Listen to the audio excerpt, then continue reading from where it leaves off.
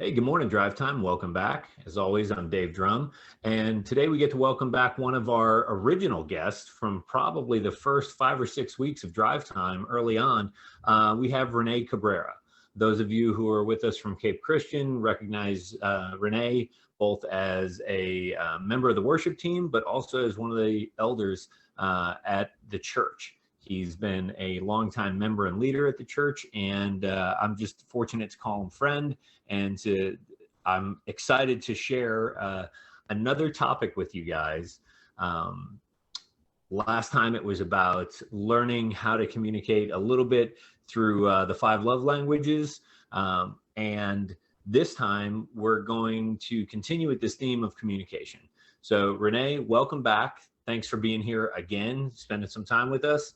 And hey, I'm excited to hear what you got for us. Hey, David, thanks. I appreciate being back with you. I love these drive time videos. I've definitely seen every one of them. So I appreciate you taking the time to get these videos out, because I've definitely learned a lot. So thank you. My pleasure, man. My pleasure. This is it's a blessing to me to be able to interact with so many different leaders and guys that I genuinely learn from, and quite frankly, those of you watching, you're gonna hear a little secret. I hear better sound bites before and after I hit record than sometimes what you guys get during the actual published video. But sometimes those lead to other videos, so it's good for everybody. Yeah, awesome. So again, you and Cynthia have been married for 23 years, right? Yes. Yep. 23 years. But together for 28. Yes. So in that much time, in almost 3 decades worth of relationship, I got to imagine you guys could write a book about just marriage in general, to be on this side of raising kids and, just doing it well and doing it successfully. So on this topic of communication, what do you want to pass on to us? Yeah, first I just want to say communication is not easy. It's not easy. And the reason why I say it's not easy specifically for me is because I was never taught how to communicate. Cynthia and I, we started dating when in high school, and back then it was just, we were young and it was fun, and but it wasn't until we started getting serious and we started really getting to know each other that there were certain things that that each of us cared about, liked, interest. I mean, you name it, right? And then we really got to learn, what each other personalities were. And we definitely, at least me, I fell in love almost immediately with her. And we ended up getting married 5 years later, and it was a little rough at the beginning, David, to be completely honest. And I think it was rough, I think on both parts, because once we started living together, and we had kids, and there were just things that we just never really talked about. Our immediate reaction was, just getting upset. And so it was, though we had a great marriage at the beginning, it was still kind of rough. And we kind of blamed everything that was external to our relationship. So for example, we weren't making a lot of money. We only had one car. There was just a lot that was, again, external. And then I don't remember exactly what, I know exactly what it was. We went to this marriage conference and we talked about love languages, and we talked about that in the first video. But and because of that marriage, that conference, that's where we actually learned how to communicate. And for us, it was sitting down and saying, look, this is what I hate and this is what I like. Can you deal with it? Right? And I was like, oh yeah, well, why didn't you tell me? Well, you never asked, and again, there was a lack of communication. But over the years, we've just learned that, before getting upset, it's probably, we get upset, don't get me wrong, but it's just a really good idea to sit down and kind of express how we feel. Like we don't sugarcoat anything. And I think that's why with us, our marriage is, I mean, we've had a great marriage. I mean, we fought, of course, but we've had a great marriage, and it's because of those, and it's because of the communication that we learned, which includes being honest, being upfront, and listening. You can't communicate without listening. So I think um, those two main things hand in hand have really, allowed our marriage to blossom to where we're at now. We've been together for 20 years. I mean, we're best friends. We enjoy each other's company. I would rather be with her than, go hang out with my friends. And that's, some of my friends don't understand that, but that's just how I feel, because we've been able to kind of really work on this, our communicating and understanding each other and listening, over, the time we've been together. So I got to say that one of the most interesting things you've said that really kind of my ears perked up on, you talked about the external things to your relationship early on that you kind of blamed. You didn't make a lot of money and there was only one car. And, as I'm sitting here kind of playing my own marriage back in my head, and it's like, okay, check. Yeah. But it's interesting because if you don't have a lot of money, you have one car, those do create stresses, but it's like you said, the lack of communication that occurs. Each of us have well, this is what we should do. And, our spouse has the thought of this is what we should do. And if we never communicate what our hopes are, our expectations are, that it's not really the car that's the issue. It's the fact that we never communicated the need for the car or what we want to do with the car. That is the bigger issue. So it's really interesting that you pointed out that it wasn't the external stuff. It was the lack of communication. Yeah. And that's what we realized, because we allowed those things to come into our marriage, right? We allow these external factors to, it's almost like it's like a wedge, right? And that wedge just gets bigger and bigger and bigger, and eventually becomes a hole. And for us, there was a breaking point, and it was even work, and I worked a lot, and that was kind of building, helped with building that making that gap a little bigger when it came to our relationship. And what we learned was, she goes, what, it's not about the money.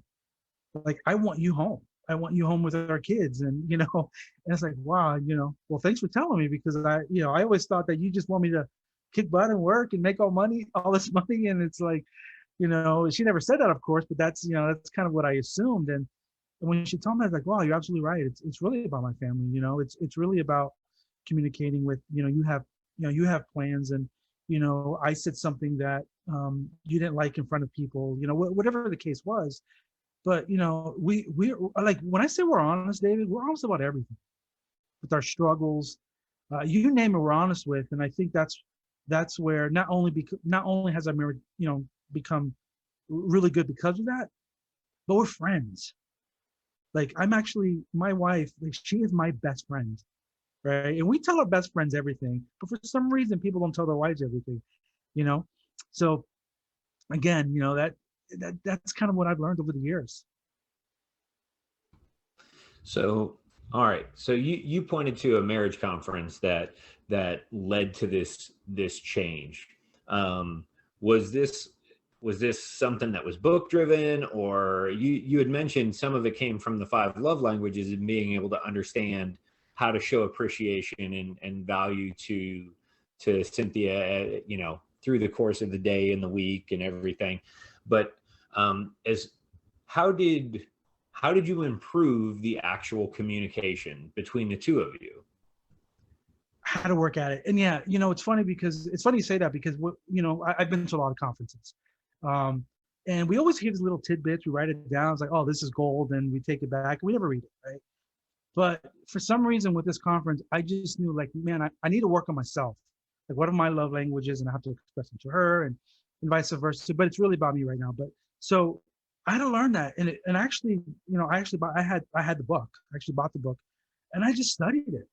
I studied it. It was almost like I felt like I was in like college again, right? And it was actually, I was in college at the time when I got the book, but I like studied it, and I really took the time to focus on on what the words were saying on the page. Like, how can I apply that to my life? It's almost like the Bible, right? Like we can quote scriptures here and there because we hear it, but do we actually live it? Do we actually know what it says before and after? And we don't, and it's because not, I don't want to say we. I didn't. It's because I didn't really dive in deep and really, take the initiative to kind of work on what I needed in myself based on, what this really smart guy said, I should do, to help out with my marriage. That's good. So, all right. Well, as we're wrapping up tonight or today, what is it, going into this week? Here we are. It's a Monday morning. We have a whole new week ahead of us. What is it that if you could tell the guys who are watching, one thing that we can do to improve in this area of communication, and even if it's there's some single guys watching and they don't have to worry about communicating with a spouse, but just communication within relationship. Yeah. What is it that you would recommend? What are the steps that we could take this week to improve in this realm of communication? I would say go to your spouse and ask your spouse, ask your wife, how do you want me to communicate with you? Right? Ask her, like, how do you want me to communicate with you? And, I think that's probably where you should start. And for my wife, she said, this is how I understand, and this is how I can, this is how you can communicate better with me. And it's exactly what I did. And with her, it was like, hey, let's sit down and let's talk about it. You get your turn, I get my turn. No one interrupts, and and we do that to this day. And that's what's worked for us. And actually, our best place to communicate is in the car while we're driving. Is that so she can't leave and walk out if things get you speed up? And so I can't leave and walk out, right? All right, fair enough. No, but that's really good advice. But it sounds so simple as to we want to overcomplicate it, like, relationships are complicated and talking to people is hard. But it's as simple as saying, like, hey, not in the middle of the argument, not in the middle of the heated discussion, but to say, hey, at some point we're gonna butt heads over something. Yeah. What's the best way that I can communicate my, hopes and thoughts and feelings and beliefs to you? And for a lot of us, I don't know that we've ever so intentionally said, hey, what's the best way to get this information to you? So that's really good. Yeah, no, absolutely. And I can tell you when I with my wife, when she's my feelings, she's hurt my feelings, and just like I've hurt her feelings. And I know it may sound kind of petty or silly, but I mean, it's, if your feelings are hurt, those are things you talk about. And and we do. Like, there's times in our marriage where when we sit down, we say, hey, you really hurt my feelings, or I did it to her, and it wasn't until I've learned, okay, well, how do I do that? That's what's part of the process for us. As simple as that. That's good. Well, Rene, I just want to say thank you again for investing into Drive Time and into our church as a whole, for spending time and just giving us the wisdom of a 28-year relationship. I'm not there in my marriage. We're actually about halfway there. So cool. Okay. Nice. It's nice to know that even from here, there's growth that can occur.